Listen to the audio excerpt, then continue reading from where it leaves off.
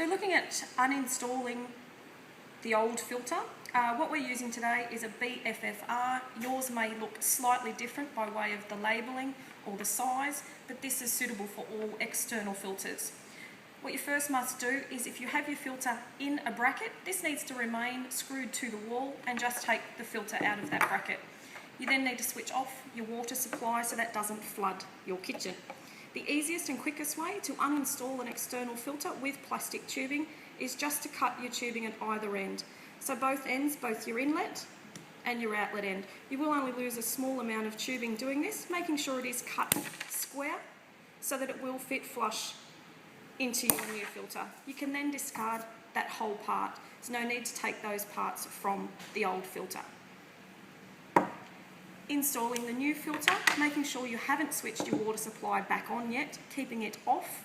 You need to take your plastic tubing into the inlet end. With this particular filter, it's the end with the cap.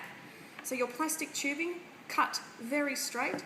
You need to remove, if you have these little blue horseshoe rings, these do not come with every external filter, so only if you have those. That will release the collet. Plastic tubing, cut straight from your previous cut into the inlet end.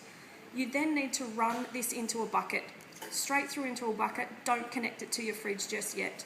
What you will see is black water coming from this filter. That's the carbon releasing from the inside of the filter. If this does end up in your fridge, it won't hurt or harm you in any way. It just won't taste very nice. So make sure you have run a bucket load of that through so you can install. The other end, same thing with the horseshoe again. If there is one there, it will not be on every filter, but if you have one, it just clips straight off. These don't really serve a purpose in all occasions, so you can discard those if you need to.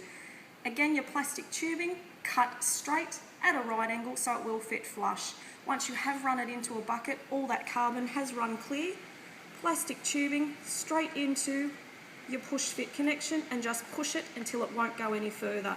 You will slightly feel it sit in as far as it will go. It's then flush into your filter. You can then switch your water supply back on from the dispenser as if you were getting a glass of water. Run 2 to 4 litres until it runs clear. You can then put your filter back into the bracket on the wall and you're good to go.